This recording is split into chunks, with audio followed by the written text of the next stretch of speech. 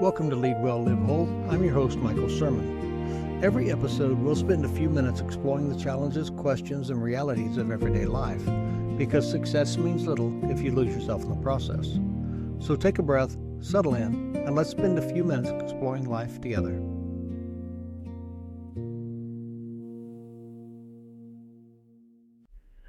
Welcome back to the Lead Well, Live Whole podcast. I'm Michael Sirmon. And each week we spend about 15 minutes exploring real-life challenges, meaningful questions, and practical insights to help you think more clearly, lead more confidently, and live more intentionally. Today's episode is about something most of us would rather avoid: confrontation. Just hearing the word can make your shoulders tense. I mean, some people run toward it, but most of us run from it. But here's what I've learned after years in manufacturing, in coaching leaders, in serving in ministry, and simply being a husband, father, and friend. The conversations we avoid rarely disappear. They simply become more expensive. So today we're talking about constructive confrontations, how to have difficult conversations in a way that strengthens relationships instead of destroying them. What we fail to overlook is that sometimes love looks like a hard conversation. In fact, when we hear the word confrontation, we often picture arguments. We think about raised voices, we imagine somebody being angry, relationships getting broken. But the truth is, healthy confrontation isn't about winning, and it's definitely not about proving someone wrong. It's about caring enough to protect something valuable. Maybe your marriage, could be a friendship, a team, a family, a business, possibly even someone's future. So ignoring problems may feel peaceful in the moment, but avoidance is rarely peace. It's simply delayed conflict. And delayed conflict usually arrives with interest. There's a huge cost to silence. I've coached leaders who spent months avoiding a difficult conversation. And during those months, everyone knew something wasn't right. Productivity declined, trust eroded. People began filling in the blank spaces with assumptions. One conversation that they feared would damage the relationship ended up costing them 6 months of frustration because they never had it. The same things happen at home. We'll talk about it later. I just don't want to upset them, or this isn't the right time. But eventually, later becomes resentment. The relationship begins carrying the weight of words that are never spoken. And here's something worth remembering. Unspoken expectations become future resentments. Read that again. Unspoken expectations become future resentments. Most conflict isn't born from bad intentions. It's born from unclear expectations. So if it's so important, why do we avoid it? I mean, if we're honest, most of us don't avoid conflict or confrontation because we're weak, but we do avoid it because we're afraid. We're afraid we'll be rejected. We're afraid of the fallout of that conflict. We're afraid that we'll be misunderstood. We're afraid we're going to lose a relationship. And sometimes we're afraid we're going to discover that we were wrong. So instead of talking, we hope. We wait. We convince ourselves it will work itself out. And sometimes it does, but most of the time it doesn't. Leadership requires courage to enter conversations that comfort tells us to avoid. Tammy and I had been married for a while, and we went to a marriage retreat. And at this marriage retreat, we were going through some speaker listener exercises. And the exercise was simple. You can state whatever or ask whatever question you wanted to ask if you tied it back into how you feel and asked them why they did it. So Tammy's family was very direct in their conversations. If there was an issue, they sat at the table and they hashed it out till it was resolved. My family was the exact opposite. If it could be pushed to the side to maintain that semblance of peace, then we would do that. So when we came together, it was tough because I was wanting silence and peace, and she was wanting to get to the root cause of this and get it solved. My response was always later, or assuming that, hey, we quit talking about it, so everything's okay. Well, at this conference, when Tammy's allowed to ask her question, she said, when we have a disagreement, you refuse to argue with me. why won't you fight? Something along those lines. She made it sound much more eloquent than that. But I had to sit back and I had to stop and think about it. And what I realized as I was dissecting it was, growing up, my mom had been married a few times, and she would meet somebody, everything was going good. They'd start fighting, somebody'd leave. Later, she'd meet somebody, everything's going good, they'd start arguing, somebody would leave. Well, in my mind, if I didn't argue, I'm protecting the marriage because nobody will leave. In Tammy's mind, if I didn't argue or fight for whatever it was, then that meant I didn't care. So both of our hearts were aimed in the right way, but our perspectives were so different. So I had to learn that it was okay to have that confrontation in a constructive way. And we had to make sure we built that safe space so that we could have constructive confrontations. Because I didn't realize how my silence and peace was affecting Tammy's view of my commitment to the relationship. Having said all that, before you open your mouth, you have to check your heart, right? Before we speak, ask yourself one question. Why am I having this conversation? Am I having this conversation to punish someone? Am I having this conversation to embarrass someone?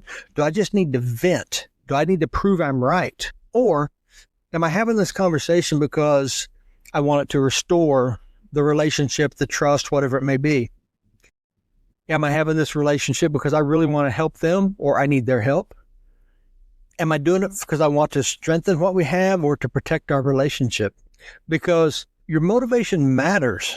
And it matters in a lot of different ways, but especially because people can usually tell what if you're trying to help them or if you're simply trying to unload on them. I would have supervisors that would come to me and they would start venting, and I could just listen to them vent and we would go, or I could listen to them and then we'd go take action because I had an agreement with them that I needed to know. They need to let me know up front if I'm just going to listen as a sounding board, and they're free to do that, or if they needed action from that.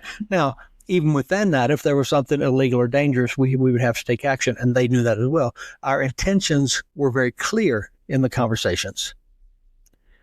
And what I learned early in business relationships and in my home relationships is that truth, if it's delivered without love, truth, if it's delivered without trust, truth, if it's delivered in with selfish intents, feels like an attack. Love without truth leaves people stuck. And healthy leadership, whether it's at home or at work or in a relationship, requires that you have both truth and love. Another thing that's very important before you launch into your conversation is separating the facts from the stories, right? Because one of the biggest mistakes we make is confusing facts with stories we've created in our minds. The fact might be they missed 3 deadlines. The story becomes they don't care. The fact, you know what, they've interrupted me twice. The story in my mind is they don't respect me. Facts can be discussed, but stories become accusations. And when you separate the two, conversations become much healthier. Instead of saying, you obviously don't care, instead, try something like, you know what, I've noticed 3 deadlines have been missed. Help me understand what's happening. One invites defense. The other invites dialogue. Another good rule, assume you don't know everything. Think about the good conversations you've had, even the good tough ones. When somebody came into the conversation and they were curious, curiosity changes conversations. If every statement is preceded by 2 questions, it changes the whole tone of the conversation. And I don't mean questions like, hey, why are you so dumb? Because that's not the right question.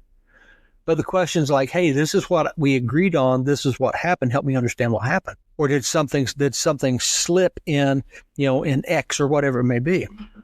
So instead of walking in with conclusions, walk in with questions, because maybe they're simply overwhelmed and they didn't know how to come back to you and let you know.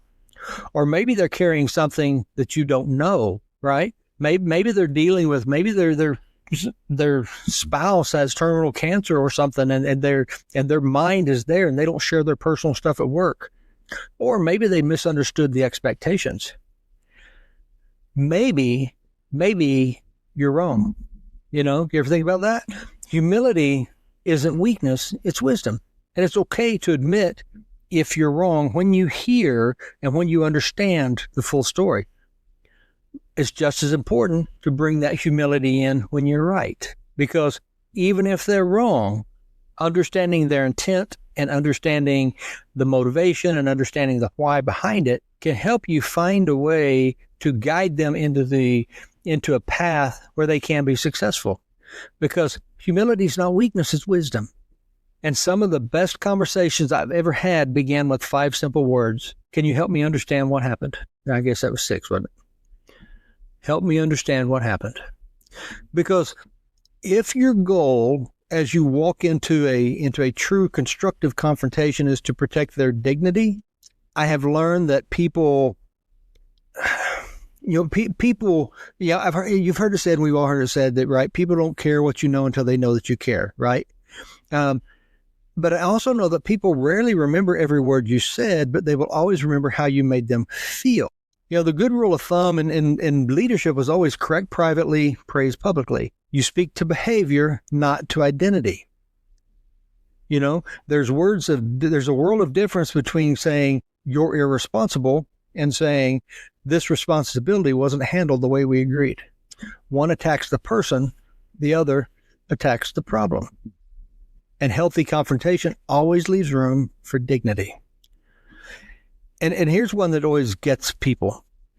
The goal of a healthy confrontation isn't always agreement. Sometimes we think success means everyone leaves smiling, everybody singing kumbaya, but that's not necessarily true. Success is often found in clarity. It's found in respect, in honesty, in understanding. Because sometimes people aren't going to agree. There's times that Tammy and I, we don't agree, but we love each other. We respect each other. We know the other's honest in where they are. And sometimes we agree to disagree, and then we'll continue talking and we'll work it out. Sometimes in one conversation, sometimes in several. And some things, this may shock you, but we still don't agree on after almost 40 years of marriage. But that's okay, because we're both individual people with our different thought processes. Because when people begin to believe that it's a me or you, us or them, right or wrong situation, they'll often become defensive.